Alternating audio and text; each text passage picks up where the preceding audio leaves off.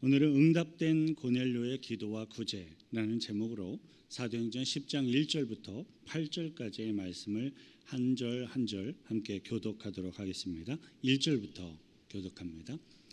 가이사랴에 고넬료라 하는 사람이 있으니 이달리아 부대라 하는 군대의 백부장이라. 그가 경건하여 온 집안과 더불어 하나님을 경외하며 백성을 많이 구제하고 하나님께 항상 기도하더니 하루는 제9시쯤 되어 환상 중에 밝히 봄에 하나님의 사자가 들어와 이르되 고넬료야 하니 고넬료가 주목하여 보고 두려워 이르되 주여 무슨 일이니까? 천사가 이르되 내 기도와 구제가 하나님 앞에 상달되어 기억하신 바가 되었으니 내가 지금 사람들을 욥바에 보내어 베드로라 하는 시몬을 청하라. 그는 무두장이 시몬의 집에 유숙하니 그 집은 해변에 있다 하더라. 마침 말하던 천사가 떠나매 고넬료가 집안 하인 둘과 부하 가운데 경건한 사람 하나를 불러 이 일을 다 이루고 욥바로 보내니라. 아멘. 예루살렘 교회와 크리스천들을 향한 유대교의 박해, 핍박이 본격적으로 시작되므로 예루살렘 지역의 성도들 대부분은 다른 지역으로 피신을 가야만 했습니다. 초대교회 평신도 사역자로 세워졌던 전도자 빌립은 사마리아 지역으로 피신을 가게 되었는데요. 그 사마리아 지역에서 복음을 전함으로 사마리아 지역에서도 예수 그리스도의 교회가 세워지게 되었습니다.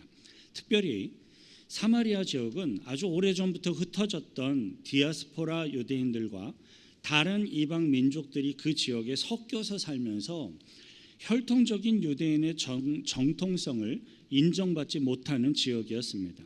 그래서 사마리아 지역에 살고 있던 유대인들은 비록 유대인의 혈통적인 후손들이었음에도 불구하고 예루살렘 지역의 유대인들로부터 항상 무시당하며 이방인 취급을 당하기가 쉬웠습니다. 그런데 그러한 사마리아 지역에 교회가 세워지고 예루살렘 교회의 대표격인 사도 베드로와 요한이 그곳에 방문하여서 세례와 안수기도를 해주므로 그리스도 안에서 진정 동등한 형제와 자매로 받아들이게 된 것입니다. 사마리아 교회는 예루살렘 지역을 벗어나서 세워진 최초의 교회 공동체로서 중요한 의미를 갖고 있습니다. 그리고 사마리아 교회는 이방인 취급을 당하던 사마리아 지역 유대인들이 예루살렘 교회 사도들을 통해서 동일한 형제, 동일한 자매로 이렇게 받아들여진 점에 있어서 중요한 복음적인 의미를 갖고 있습니다. 하지만 사마리아 교회는 기독교의 복음적인 측면에 있어서 분명한 한계점도 있었어요. 그것은 사마리아 교회를 구성하고 있는 성도들 대부분이 디아스포라 유대인들로 구성된 유대인 교회 공동체인 것입니다.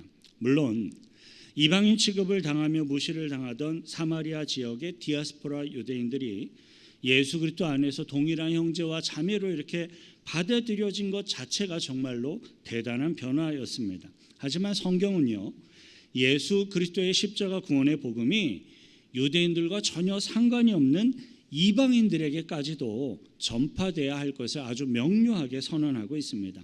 너무나도 잘 아는 말씀이지만 한번 또 읽겠습니다. 사도행전 1장 8절입니다. 오직 성령이 너에게 임하시면 너희가 권능을 받고 예루살렘과 온 유대와 사마리아와 땅 끝까지 이르러 내 증인이 되리라 하시니라.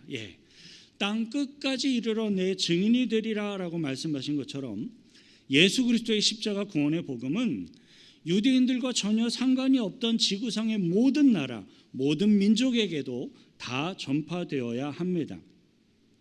오늘의 성경 본문은 유대인들과 전혀 상관이 없던 이방인에게 예루살렘 교회의 사도가 공식적으로 복음을 전하게 되는 유대인들 중에 흩어진 유대인이 아닌 유대인들과 전혀 상관이 없는 완전한 이방인에게 예루살렘 교회 사도가 공식적으로 처음으로 복음을 전하게 되는 그 첫 시작점을 기록하고 있습니다.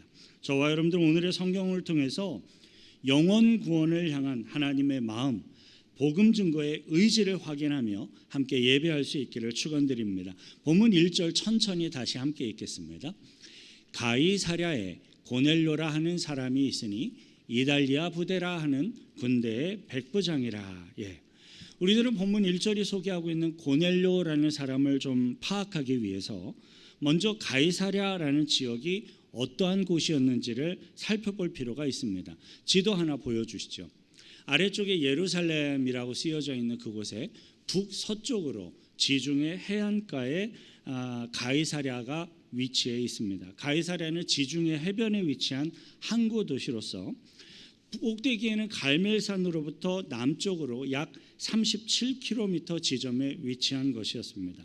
본래는 스라톤이라고 불렸던 이곳이 로마 제국이 그곳을 점령을 하면서 로마의 황제가 이 가이사랴 지역을 헤롯 왕에게 주었습니다. 헤롯 왕은 그 당시 로마의 황제인 가이사 아우구스투스에게 잘 보이기 위해서 황제의 이름을 기념하는 가이사랴라는 도시의 이름으로 그것을 바꾸게 되었고, 그리고 12년간에 걸쳐서 화려한 조직적인 항구 도시를 건설하게 됩니다. 가이사랴에는 헤롯 궁전이 자리 잡고 있었는데요. 오늘까지도 그 궁전 터가 남아 있다고 합니다. 사진 2개 보여주시죠. 가이사랴 지역에 남아 있는 헤롯 궁전의 터 사진이고요. 다음 그림까지 보여주십시오. 헤롯 궁전이 있었던 그 터 자리입니다. 그리고 가이사랴에는 로마인들의 유명한 영화에서 보면 마차를 타고 이렇게 전쟁을 하고 돌던 그 마차 경기장도 이 가이사랴에 자리를 잡고 있습니다. 그리고 더 놀라운 것이 또 있는데요. 이 가이사랴는 해안가에 바로 위치한 항구 도시이기 때문에 이 도시에서 마실 수 있는 물을 구하기가 매우 어려웠는데, 헤롯 왕은 북쪽에 위치한 갈멜산에서부터 수로를 연결을 해가지고 이 가이사랴 도시까지 물을 공급했다고 합니다. 다음 사진 보여주시죠. 아직까지도 남아있는 그 수로의 흔적 중에 몇 개인데요. 저 울룩불룩 휘어있는 위쪽에 그 부분이 수로의 통로일 것이고요.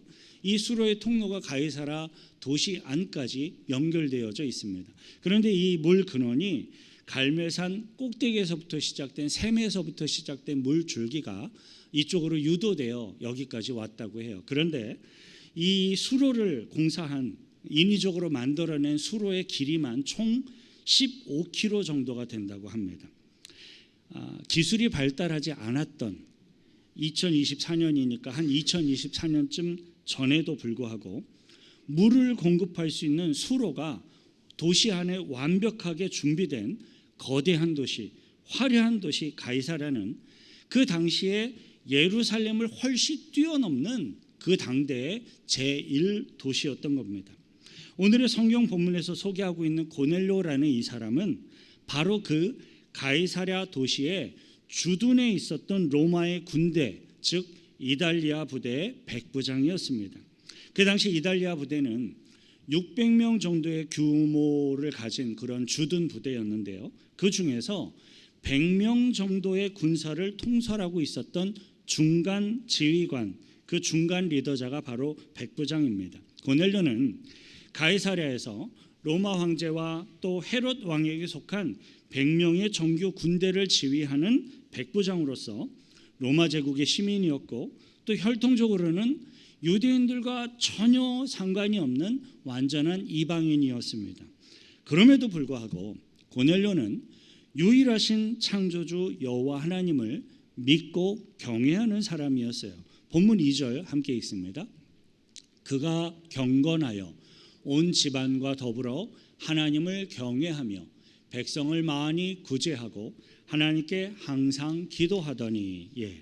고넬료는 로마 제국의 시민으로서 비록 이방인이었지만 성경의 가르침을 따라서 유일하신 창조주 여호와 하나님을 믿고 경외하며 섬기는 경건한 사람이었습니다. 그런데 우리들은요, 고넬료의 경건한 신앙생활 모습을 설명해 주고 있는 성경의 기록을 우리는 조금 더 깊이 있게 한번 묵상해 볼 필요가 있어요. 가장 먼저 온 집안과 더불어 하나님을 경외하며 라는 부분의 말씀을 생각해 보겠습니다. 성경은 고넬료뿐만 아니라 그의 고넬료에 속한 온 집안이 모두 다 함께 하나님을 경외하였다라고 설명하고 있습니다. 우리 성도님들은 온 집안 식구들이 모두 다 함께 하나님을 경외하며 신실한 믿음 생활을 하는 것이 얼마나 어려운 것인지를 경험적으로 이미 잘 알고 있습니다. 부부가 모두 다 경건한 믿음 생활을 한다고 해서 그 가정의 자녀들이 모두 다 자동적으로 하나님을 경외하는 신앙생활을 하게 되는 것이 아니지요. 왜냐하면 자녀들이 하나님을 경외하며 믿음 생활을 하기 위해서는 하나님의 구속의 은혜가 각 자녀들에게도 개별적으로 다 임하셔야 하기 때문입니다. 그리고 부모가 자녀들에게 믿음의 삶의 본을 보이지 못하고 존중을 받지 못하게 된다면 자녀들이 함께 하나님을 경외하며 신앙생활을 하는 것은 더더욱 어려워지게 됩니다. 왜냐하면 부모님들에게 존중을 받지 못할 만한 어떤 창피한 혹은 부끄러운 악한 모습이 부모님들에게 있다면 그것이 하나님을 향한 자녀들의 마음의 문을 닫아버려서 하나님을 아예 보지 못하도록 만들어버리기 때문입니다. 고넬료의 온 집안이 하나님을 함께 경외하였다라는 것은 고넬료가 신실한 믿음 생활을 하였을 뿐만 아니라 그의 온 집안의 식솔들로부터 진심으로 이렇게 존경받을 만한 존경받는 사람이었다라는 것을 말해주는 겁니다. 그 다음으로 백성을 많이 구제하고 하나님께 항상 기도하더니라는 부분의 말씀을 생각해 보겠습니다. 성경에서요, 경건한 사람이다라고 설명해 주고 있는 모든 사람들은 그들의 믿음과 신앙의 삶이 항상 삶 가운데 이렇게 드러나도록 증거되며 선한 열매로 나타나는 사람들이었습니다. 고넬료는 수하의 100명의 군사들을 통솔하는 중간 지휘관이었으니까 일반 병사보다는 훨씬 더 풍족한 삶을 살 수가 있었을 겁니다. 그러나 중간 지휘관을 맡고 있는 군인의 봉급이 조금 더 많다고 한들 크게 사업을 하는 사람들만큼 많은 돈을 벌지는 못하였을 것이 매우 분명합니다. 그럼에도 불구하고 고넬료는 백성들을 많이 구제하는 사람이었습니다. 고넬료가 로마 제국의 백부장으로서 파견 나와 있는 곳이 어디입니까? 가이사랴였어요.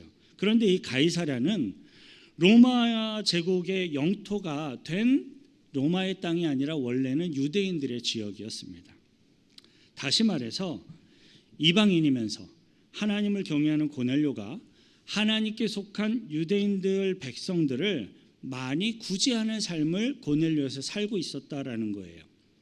저는 이 내용을 생각을 하면서 이렇게 한번 생각을 해봤습니다. 일제 강점기를 지나오는 한국의 역사 가운데 조선 땅에 주둔해 있는 일본 제국의 군인들이 식민지인 조선의 백성들을 많이 구제했다라는 이야기를 저는 한 번도 들어본 적이 없습니다.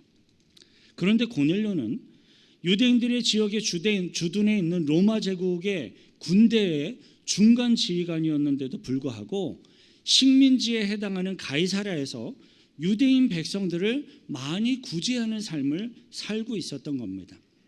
하나님께서는 고넬료의 경건한 믿음 그리고 신앙생활의 모습을 보시고 그에게 가장 큰 구원의 축복을 주시기 위해서 고넬료의 기도 시간에 하나님이 직접 개입하시고 역사해 주십니다. 본문 3절에 함께 읽습니다. 하루는 제9시쯤 되어 환상 중에 밝히 봄에 하나님의 사자가 들어와 이르되 고넬료야 하니 본문 3절에서 제9시쯤 되어라는 말은 일반적인 유대인들의 오후 3시 정도의 기도 시간을 의미합니다. 9시라고 하니까 우리들이 헛갈리기가 쉬운데요. 해가 뜨는 시간부터 시간을 카운트해서 정오가 6시가 되는 거고요.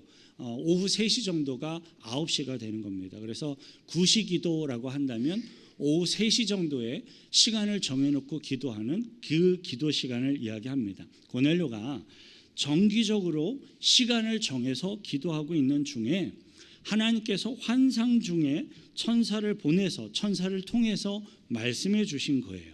이러한 성경의 기록을 보면 저와 여러분들이 정기적으로 시간을 정해놓고 기도하는 그것이 우리들의 믿음 생활을 위해서 얼마나 중요한 것인지를 다시 한번 확인해 볼 수가 있습니다. 만일에요, 고넬료가 정기적으로 기도의 시간을 갖고 기도하는 사람이 아니었다면 하나님께서 보내시는 천사가 환상 중에 찾아와서 하나님의 말씀을 전하기가 어려웠을 겁니다.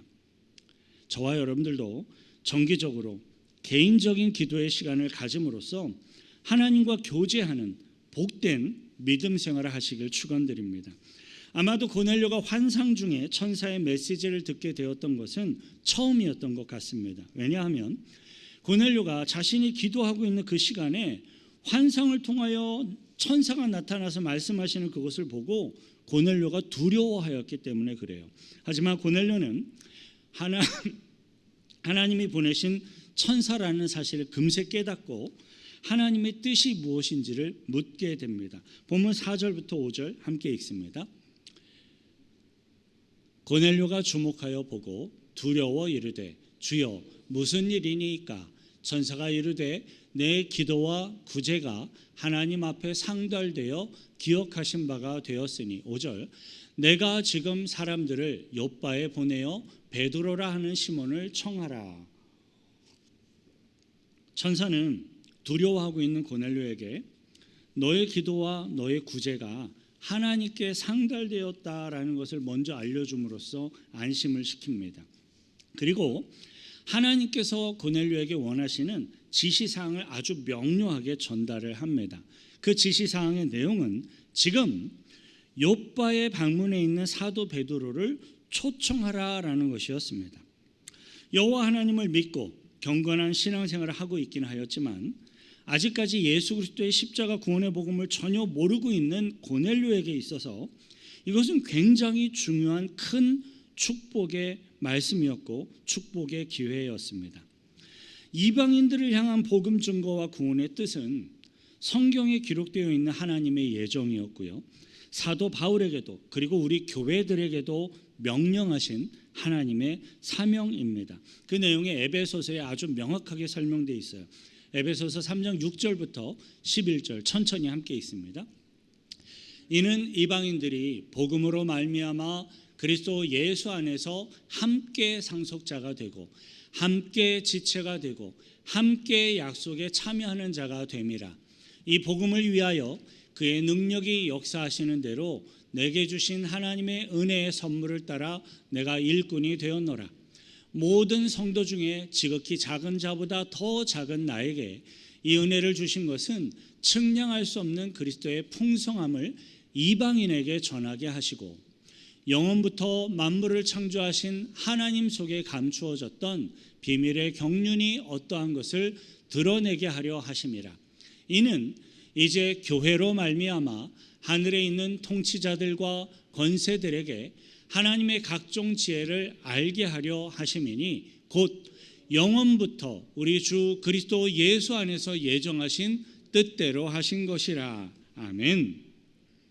사도 바울에게 명령하신 그 복음의 사명, 곧 영원 전부터 우리 주 예수 그리스도 안에서 예정하신 하나님의 뜻이 이 가이사랴에 있던 고넬료를 통하여서 지금 공식적으로 시작되어지고 있는 거예요.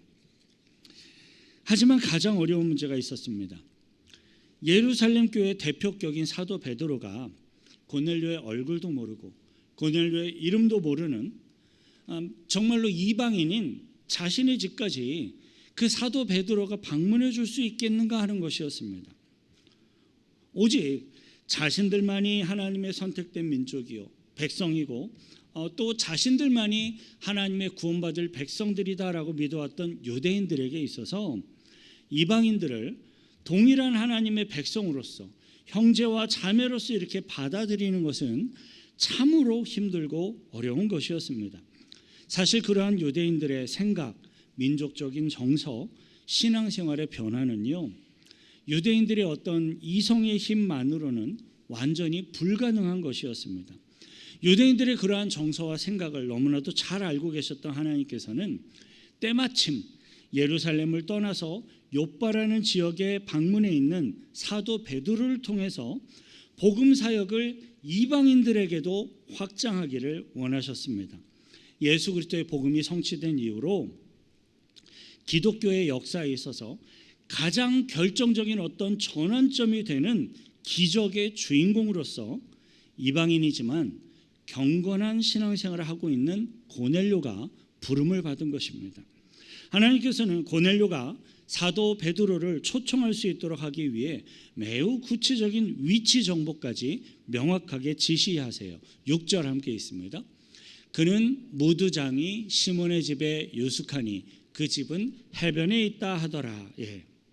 기도하는 중에 하나님 보내신 천사로부터 매우 구체적인 지시사항을 전달받은 고넬료는 즉시로 그 하나님의 말씀에 순종하게 됩니다. 근데 여러분, 우리는 이 부분에서 또 다시 고넬료의 놀라운 경건한 신앙의 모습을 발견하게 돼요. 본문 7절부터 8절에 함께 읽습니다. 7절부터 8절 함께 읽겠습니다. 마침 말하던 천사가 떠나매 고넬료가 집안 하인 둘과 부하 가운데 경건한 사람 하나를 불러 이 일을 다 이루고 욥바로 보내니라. 본문 7절에서요. 집안에 있는 하인 2명과 부하 가운데 경건한 사람 하나를 불러라는 이 부분을 보면 고넬료는 사도 베드로를 초청하기 위해서 자신이 데리고 있는 부하들 100명 중에 경건한 사람 1명을 선발해서 사도 베드로에게 보내게 됩니다. 고넬료가 지휘하고 있는 100명의 로마 군사 중에서도 성경이 이야기하고 있는 경건한 사람이 또 있었고, 고넬료는 그 경건한 군사가 누구인지 정확하게 잘 알고 있었습니다. 그리고 그 경건한 부하 군인은 고넬료의 어찌 보면 개인적이고 신앙적인 고넬료의 그런 개인적인 부탁을 위해서도 기꺼이 마다하지 않고 욥바를 향하여서 하인 2를 데리고 출발을 합니다. 이러한 성경이 보여주고 있는 정황들은요, 고넬료가 실천하고 있던 경건한 믿음과 신앙생활의 이 거룩한 영향력이 자신의 모든 가족들에게만 끼친 것이 아니라 그의 부하 군인들에게까지도 지대한 영향력을 끼치고 있었구나라는 사실을 우리들에게 시사해 보여주고 있는 것입니다. 사랑하는 성도 여러분, 오늘의 성경 본문은요, 예수 그리스도의 십자가 구원의 복음이 이방인들에게 전파되고 확장되도록 하기 위해서 하나님이 어떻게 역사하셨는지를 잘 보여주고 있습니다. 하나님께서는 예루살렘 교회의 사도들도 전혀 생각하지 못하고 있었던 이방인들 중에서 역사하고 계셨고, 구원의 복음이 그들 가운데 증거될 수 있도록 인도하고 계셨습니다. 지금도 동일하게 살아서 역사하고 계신 우리 하나님께서는 저와 여러분들이 전혀 생각하지 못하고 있는 곳에서도 영혼 구원을 위하여 열심히 일하고 계신 것을 믿습니다. 그런데 여러분, 하나님께서는 아직 복음을 듣지 못하고 있던 이방인들 중에서도 경건한 고넬료를 통하여서 일하고 계셨던 것을 기억하시길 바랍니다. 하나님께서는 기도의 시간을 정해놓고 기도 생활을 하며 구체적인 구제를 실천을 하던, 삶 가운데 경건의 모습을 실천하던 고넬료에게 친히 찾아오셔서 말씀하시고 구원의 은혜를 베풀어 주셨습니다. 성경이 보여주고 있는 이러한 하나님의 은혜와 구속의 역사는 이 시대를 살아가고 있는 저와 여러분들에게도 역시 동일한 것임을 믿습니다. 바라고 소망하기는요, 저와 여러분들에게도 하나님께서 말씀해 주시는 기도의 시간, 경건의 시간이 있기를 바랍니다. 하나님께서 저와 여러분들의 삶 가운데 귀하게 보시는 구제의 선한 사역들, 선한 행실의 열매들이 있기를 축원드립니다. 이를 위해서 이제 같이 함께 기도하실 텐데요. 하나님, 아무도 들어보지 못했던 고넬료라는 사람을 하나님이 선택하셔서 이방인들을 위한 복음의 포문을 열어가시던 이러한 모습들을 보며 우리들도 도전받고 함께 기도합니다. 우리들이 생각하지 못하고 있는 그곳에서도 복음을 증거하기 위하여 일하고 계시는 하나님을 믿사오니 우리들을 이끌어 주셔서 그 복음 사역 가운데 쓰임받게 하시고 기도로서 동참하게 하시고 또 하나님이 귀히 보시는 주님의 일꾼들로 우리들이 세워질 수 있게 해달라고 같이 함께 기도하겠습니다. 거룩하신 구주 하나님 아버지요, 감사와 찬송과 찬양을 드립니다. 사도들도 전혀 생각하지 못하고 있었던, 상상도 하고 있지 못했던 그러한 가이사랴 지역에서 이방인인 고넬료를 하나님이 부르시고 찾아가시고 그를 통하여 이방인을 향한 복음의 문을 열고 계시는 하나님의 역사하심을 보았습니다. 그 가운데 쓰임받고 부름받는 고넬료의 경건한 신앙생활의 모습을 도전받으며 우리들의 삶 가운데 되돌아봅니다. 하나님, 주님과 교제하는 기도의 시간이 있게 하시고 하나님과 대화하는 경건의 시간이 있게 하시고 또 우리들의 삶 속에 하나님이 귀히 보시는 구제와 거룩한 선행의 열매들이 실천적으로 나타나게 하셔서 진정 하나님이 우리들을 귀히 보시며 들어 사용하시는 주님의 일꾼들로 나아갈 수 있도록 우리들을 붙들어 주시고 인도하여 주옵소서. 하나님 아버지, 성경이 보여주며 증거하고 있는 경건한 믿음의 삶이 우리들에게도 충만하게 있기를 소망합니다. 하나님께서 들으시는 기도, 그러한 기도를 우리들이 할 수 있게 하시고 또 하나님께서 친밀히 말씀하시며 인도해 주시는 기도의 삶을 살아가는, 그리고 경건한 믿음의 삶을 살아가는 백성들이 될 수 있도록 인도하셔서 주님 복음의 도구로 사용하여 주옵소서. 우리를 구원하신 예수 그리스도 이름으로 기도하옵나이다. 아멘. 지금도 역사하시고 우리를 통해 일하시는 주님의 은혜 앞에 감사의 박수로 영광 돌려드리겠습니다. 아멘.